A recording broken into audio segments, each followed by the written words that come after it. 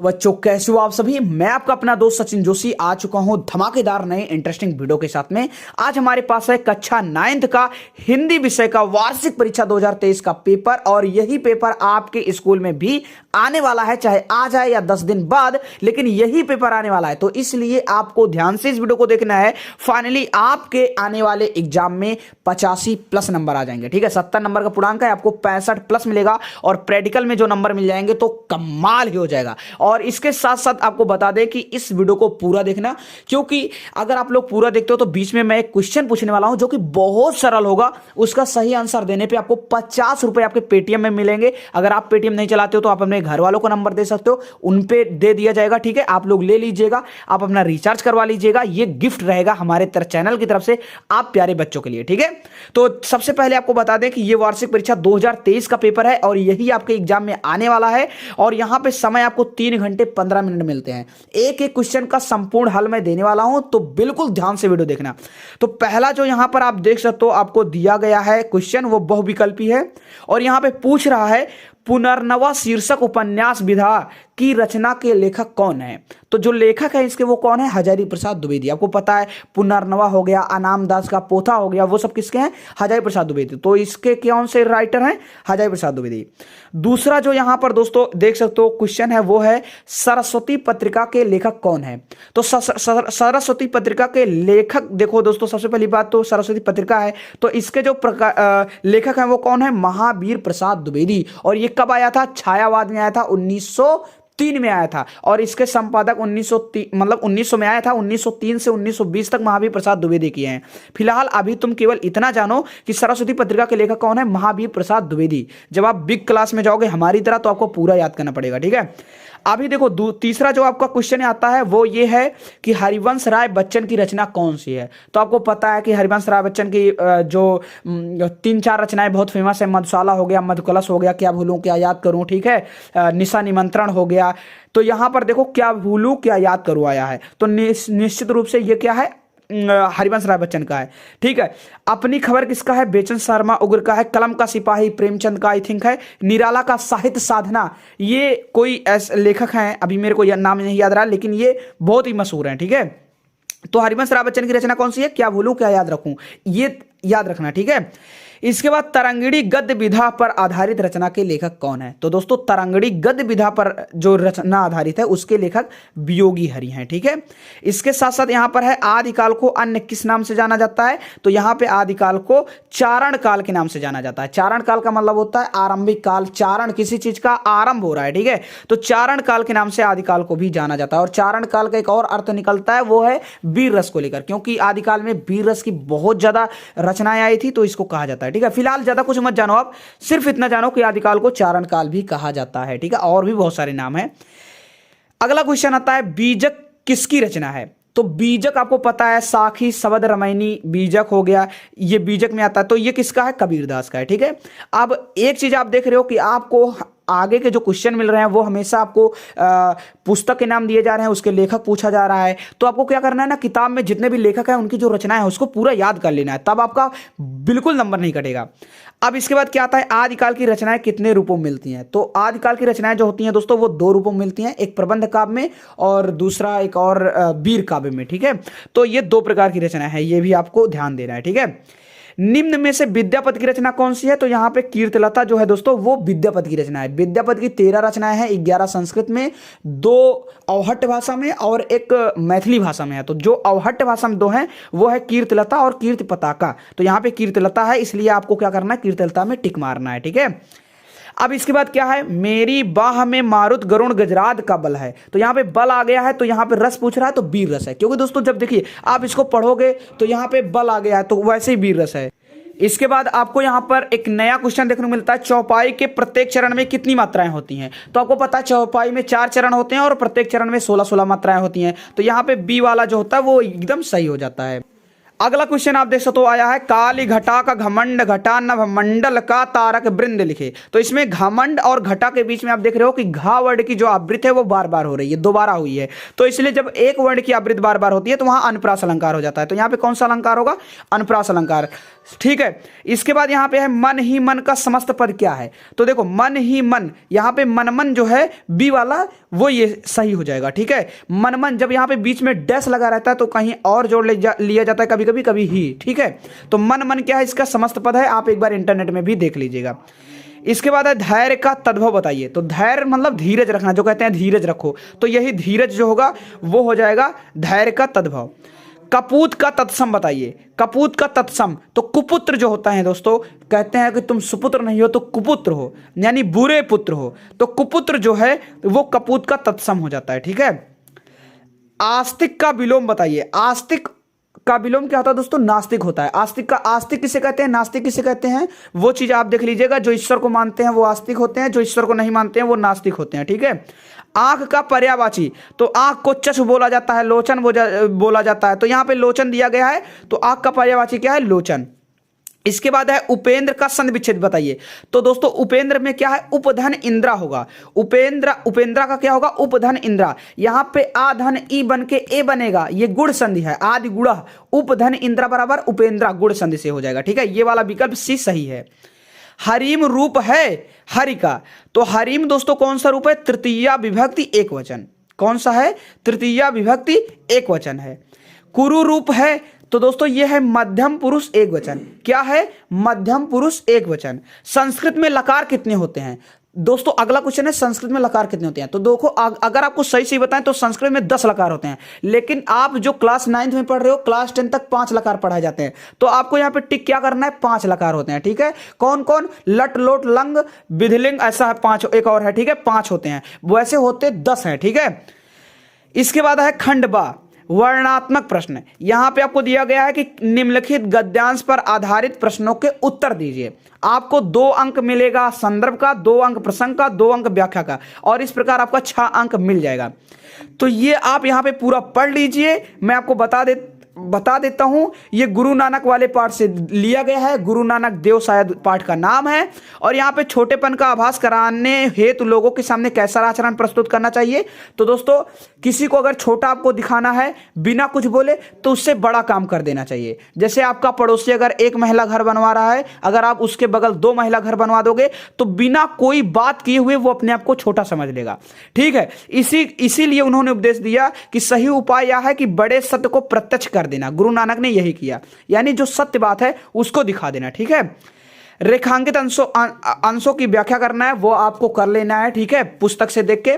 अगर आपको नहीं पता है तो आप लोग पुस्तक में थोड़ा देख लीजिएगा, क्योंकि यहां पे बहुत ज्यादा टाइम लग जाएगा अगर मैं हर एक का आंसर बताऊंगा। ठीक है, अथवा करके यहां पर आपको दूसरा खा खंड मिलता है कि यहां पर देखे तो ये वाली किस पार्ट से लिया गया है? गिल्लू वाले पार्ट से। आपने देखा होगा कि जो लेखिका होती है वो गिलहरी जियाए रहती है, गिलहरी से बड़ा प्यार करती है, गिलहरी मर जाती है, बहुत दुख होता है। तो वो जो भी पार्ट है वो आपको मैंने थोड़ा सा कहानी बता दिया, तो आप वो देख लीजिएगा कि कौन सा पार्ट है, कैसा है। तो ये पूरा चीज लिख दीजिएगा, लेखक और पार्ट, फिर रेखांकित अंश का व्याख्या कर देना। गिल्लू को समाधि कहां दी गई थी? तो आई थिंक वो गिल्लू जहां पे रोजाना बैठती थी वहीं पे उसकी समाधि दी गई थी। तो वो चीज आप देख लीजिएगा। ठीक है, अगला जो क्वेश्चन है, निम्नलिखित पद्यांश पर आधारित प्रश्नों को उत्तर दीजिए। कहते हैं रहीमन धागा प्रेम का मत तोड़ो चटकाए, टूटे से फिर ना जुरे गांठ पर जाए। तो उपयुक्त पद्यांश का संदर्भ लिखना है। तो आपको रहीमन नाम आ गया, इसका मतलब रहीमदास का ये दोहा है। अब रहीम दोहा वाली शायद पाठ का नाम होगा, तो आपको देख लेना है, चेक कर लेना है, लिख देना है, याद होगा। फिर यहां पर जैसे तो कह रहे हैं उपयुक्त दोहे में किस भाषा और शैली का प्रयोग किया गया है। तो भक्ति काल की जितनी भी रचनाएं हुई हैं उनमें बहुत ज्यादा कौन सी भाषा का प्रयोग हुआ है? ब्रज भाषा का। तो इसमें कौन सा भाषा है? ब्रज भाषा आप लिख सकते हो, वैसे चेक कर लीजिएगा। ठीक है, कहते हैं कवि ने प्रेम संबंध को किसके तुल्य बताया है? तो प्रेम संबंध को डोरी यानी धागे के तुल्य बताया है। कहते हैं जैसे धागा जब आप एक बार तोड़ देते हो और दोबारा उसको जोड़ते हो तो जुड़ता नहीं है, अगर जुड़ता भी है तो गांठ पड़ जाता है। उसी प्रकार क्या है? प्रेम होता है, संबंध होता है। अगर आपका जब तक दोस्ती का रिश्ता एकदम अच्छा चल रहा है, बीच में अगर थोड़ा सा भी शक हुआ ना, थोड़ा सा भी गलत आपने कर दिया ना, तो क्या हो जाएगा? हमेशा के लिए शक बन जाता है, फिर पहले जैसी दोस्ती नहीं रह जाती, गांठ पड़ जाता है। ऐसा प्रेम में होता है। तो वही ये रहीमदास बता रहे हैं, ठीक है। अथवा करके खंड मिला है, चारु चंद की चंचल किरणें खेल रही हैं जल थल में, स्वच्छ चांदनी बिछी हुई है अवनी और अंबर तल में, पुलक प्रकट करती है धरती हरित तृणों की नोकों से, मानो झूम रहे हैं तरभी मंद पवन के झोंकों से। तो ये किस पाठ से लिया गया है? पंचवटी पाठ से लिया गया है। कौन है लेखक? मैथिली शरण गुप्त हैं। पंचवटी की छाया में है सुंदर पण कुटीर बना, उसके सम्मुख स्वच्छ शिला पर धीर वीर गंभीर बना। ये भी बहुत अच्छा कविता है। तो ये वाला कविता पंचवटी से लिया गया है, ठीक है। और इसके लेखक कौन है? मैथिली शरण गुप्त। अब कह रहे हैं उपयुक्त पद्यांश का संदर्भ लिखिए, तो संदर्भ आप लिख ही लेंगे। पद रेखांकित पंक्तियों की व्याख्या करनी है, तो इसमें कह क्या रहा है? कवि कह रहा है कि जो चंद्रमा की किरणें हैं, चार चंद की चंचल किरणें, यानी जो चंद्रमा की किरणें हैं वो कहाँ खेल रही हैं? जल थल में। किसके जल थल में? पृथ्वी के। यानी पृथ्वी के जल और थल दोनों ही जगहों पे क्या कर रही हैं? क्रीड़ा कर रही हैं, खेल रही हैं। स्वच्छ चांदनी बिछी हुई है अवनी और अंबर तल में। कहते हैं कि पृथ्वी में जो चांद से आने वाली रोशनी है, प्रकाश है, उसके पड़ने से जो पृथ्वी में छोटे छोटे घास जामे हैं, उनकी जो मतलब घास जब जमा रहता है तो आपने देखा होगा उसका एक नोक होता है ऊपरी हिस्सा, तो नोक में जब रोशनी पड़ती है उसमें कुछ ओस पड़े रहते हैं, वो क्या हो जाते हैं? खिल जाते हैं, यानी बहुत ज़्यादा कहें तो चमकने लगते हैं। तो वही कवि बताना चाहता है कि जब देखो जो चंद्रमा का प्रकाश है वो पृथ्वी में बहुत ज़्यादा आ गया है, और इससे क्या है? पृथ्वी खुश हो गई है। कैसे खुश है? क्योंकि वो बहुत ज़्यादा चमक रही है, ठीक है। और उसके बाद धीरे धीरे हवा चलती है, हवा चलने से ऐसा लग रहा है कि पेड़ भी क्या है? बहुत ज़्यादा खुश हैं, पूरी पृथ्वी खुश हो गई है, ठीक है। तो ये सब है, ठीक है। अगला क्वेश्चन है, निम्नलिखित संस्कृत गद्यांशों में से किसी एक का संदर्भ लिखिए। तो देखो, संस्कृत का अनिवार्य संस्कृत को पढ़ना होता है, आपने पढ़ा भी होगा, तो ध्यान से ये देख लो। इससे पहले कि संस्कृत खंड मैं बताऊं, आपसे क्वेश्चन पूछ लेता हूं, ठीक है। क्वेश्चन क्या है? उपेंद्रा में कौन सी संधि है? कौन सी संधि है? आपको यही बताना है कि उपेंद्रा में कौन सी संधि है। अगर आप सही बताते हो तो आपके पेटीएम में 50 रुपए मिलेगा। 50 रुपए हमारी तरफ से गिफ्ट माना जाएगा कि आपने वीडियो को अच्छे से देखा। और हाँ, एक बार वीडियो को शेयर करना मत भूलना अपने दोस्तों के साथ, फैमिली के साथ। और अगर आपको आंसर पता है तो यार उनको मत बताना, उनको भी बोलना कि अगर आप इसमें वीडियो में देखो, आराम से बताओगे तो आपको 50 रुपए कैश मिलेगा। नहीं तो अगर आप ही बता दोगे तो अच्छा नहीं लगेगा मेरे को। 50-50 रुपए सबको दूंगा, ठीक है। तो चलिए आगे बढ़ते हैं। तो यहां पर आप देख तो आराम से पढ़ लीजिए क्या लिखा है। संस्कृत का ये गद्य खंड है। आपको इसका क्या करना है? आंसर देना है। संदर्भ करने पे 1 नंबर मिलेगा और अर्थ बताने में 3 नंबर मिलेगा। तो देखो, तो ये जो लिया गया है मैं आपको बता देता हूँ, परमहंस रामकृष्ण। तो परमहंस रामकृष्ण परमहंस वाले पाठ से लिया गया है, इतना बता देता हूँ। अब इसका हिंदी क्या है आप लोग आराम से देख लीजिएगा। इसके बाद अथवा करके दिया गया है। अगर आपको ये नहीं आता तो ये कर सकते हो। अनंतरम श्री कृष्ण गोपाल च वनम गत्वा गाचार्यति तत्र वेणु वादयति अनेन सर्वा गावा गोपाल सर्वाणि कार्याणि विहाय तस्य वेणुवादनं श्रवन्ति। महाकवि व्यासा संस्कृत भाषायां भक्त कवि सूरदासा हिंदी भाषायां तस्य बाल लीलायाः अति सुंदरम वर्णनम् अकरोत्। तो ये आप अच्छे से देख सकते हो कि श्री कृष्ण जो होते हैं गोपालों के साथ में वन में जाते हैं गाय चराने के लिए, ठीक है। तो ये सब आप अर्थ देख लीजिएगा, ठीक है। अब देखिए फिर से आपके सामने यहाँ पर ओपन करते हैं, ठीक है। अगला क्वेश्चन क्या आता है? अगला क्वेश्चन आता है कि निम्न संस्कृत पद्यांशों में से किसी एक का संदर्भ सहित हिंदी में अनुवाद कीजिए। आता है, यतो यथा सभी हसे ततो नो मैं करू शन्नः कुरु प्रजाभ्योमयम ना पशुभ्यः। आपको इसका अगर आंसर आता है कि किस पाठ से लिया गया है, इसका अनुवाद क्या है, अगर आपको आता है तो लिखिएगा, नहीं आप लिख दीजिएगा। चक्षुषा मनसा वाचा कर्मणा चा चतुर्विधम प्रसादयति यो लोकम तालोको नो प्रसीदति। तो ये वाला अगर अर्थ आता है तो ये लिख दीजिएगा। अब दोनों का अर्थ क्या है अगर आपको नहीं आता है तो आप अपने पुस्तक में देख लीजिएगा, ठीक है। क्योंकि यहाँ मैं बताऊंगा तो बहुत ज़्यादा टाइम हो जाएगा, ऑलरेडी बहुत टाइम हो चुका है। ध्यान से देखिए, कह रहे हैं दीपदान एकांकी के आधार पर पन्नाध्याय का चित्रण कीजिए। तो दीपदान एकांकी आपको पता है कैसा है, बहुत ही अच्छा है। एकांकी जनक इनको माना जाता है, तो राम कुमार वर्मा को माना जाता है, ठीक है। और दीपदान किसकी है? इनकी है। तो जल्दी से आप देख लीजिए। और लक्ष्मी का स्वागत एकांकी एकांकी का सारांश अपने शब्दों में लिखिए। तो लक्ष्मी का स्वागत भी बहुत अच्छी एकांकी है, आप पढ़ लीजिएगा, लिख लीजिएगा, आपको याद भी होगा उम्मीद है, क्योंकि एग्जाम आने वाले हैं, आपने तैयारी की ही होगी। अगर की है तो मुझे भी बताओ कमेंट में, मैं भी पढ़ूंगा आज के दिन, और आप मेरे को बताओ कि मैं दीपदान पढ़ूं कि लक्ष्मी का स्वागत पढ़ूं। जो भी अच्छा होगा मेरे को बताना, मैं वही पढ़ूंगा, ठीक है। निम्नलिखित लेखों में से किसी एक का जीवन परिचय दीजिए। तो आपको पता है कि हर एक एग्जाम में जीवन परिचय तो आता ही आता है, तो शुरू के 3 लेखक का जीवन परिचय आपको याद कर लेना है। 3 में से एक ना एक जरूर आ जाएंगे और फिलहाल वही आएंगे, ठीक है। तो यहां पर आप देख सकते हो महादेवी वर्मा है, प्रेमचंद है, रविन्द्रनाथ टैगोर है, जिनका भी तुमको याद हो लिख देना, ठीक है। फिर आता है किसी एक का फिर जीवन परिचय लिखना है। कवि में कबीरदास, मीराबाई, सूर्यकांत त्रिपाठी, नीला, तो इनका भी देख लेना है। 3 आगे वाले 3 कवि को याद करना है, 3 पीछे वालों को याद करना है, तो कोई ना कोई जरूर फंस जाएगा, आपका काम हो जाएगा। फिर कहते हैं अपनी पाठ्य पुस्तक से याद किया हुआ एक श्लोक लिखो जो इस प्रश्न पत्र में ना आया हुआ हो। तो आप इसको भी ध्यान दीजिएगा, कोई भी एक श्लोक याद कर लो, कोई भी श्लोक। विद्या ददाति विनयम उनियम जो है, ठीक है, कि विद्या के बारे में एक नहीं है कि विद्या को कोई बांट नहीं सकता, नाचा भारकारी, ये वाला, तो ये भी देख लीजिएगा, ठीक है। निम्नलिखित प्रश्नों में से किन्हीं 2 प्रश्नों का उत्तर संस्कृत में आपको देना है। तो 5 यहाँ पे क्वेश्चन पूछे गए हैं, आप ध्यान देख सकते हो कि अनिर्तम केन जैन, रामकृष्णस्य महान संदेशा किम, स्वामी विवेकानंद कस्य शिष्य आसीत, श्री कृष्णस्य जन्म कुत्र अभवत्, अभत्र, तो अभवत है। तो ये चीज में से जो आपको आता है लिख दीजिएगा। इसके बाद है निम्न में से किसी एक का मुहावरे का अर्थ लिखना है। ऊँट के मुंह में जीरा, ईद का चांद होना, ईद का चांद होना मतलब दिखलाई न देना, अक्ल बड़ी या भैंस, अंधे की लाठी होना, सहारा होना किसी का। तो इसमें से जो भी आपको आता है वो लिख दीजिएगा, वाक्य प्रयोग कर दीजिएगा, ठीक है। और हाँ, वाक्य प्रयोग करते समय एक सावधानी आपको बरतना है, अगर जब आप वाक्य प्रयोग करें तो ये जरूर आना चाहिए, ये जो शब्द आप जिसका उपयोग कर रहे हैं ये आना चाहिए। ऐसा मत लिखना जैसे ईद का चांद होना यानी बहुत दिनों तक दिखाई ना देना, ठीक है, या दिखाई ना पड़ना, तो ऐसा मत बोलना कि ऐसा लिखना कि आज मैंने सूरज को बड़े दिनों बाद देखा और ऐसा लगा कि वह तो ईद का चांद हो गया था, ठीक है। या तुमको ऐसा लगना अरे सूरज भाई तुम तो ईद के चांद हो गए। यानी जिसका भी आप उपयोग करो ना वो होना चाहिए वाक्य के अंदर, तभी आपको बहुत ज्यादा नंबर मिलेगा, ठीक है। बाकी नंबर नहीं मिलेगा, कट जाएगा। निम्नलिखित में से किन्हीं 2 वाक्यों का संस्कृत में अनुवाद कीजिए। सूर्य उदय होता है, बालिका पढ़ती है, बालिका पठती हो जाएगा।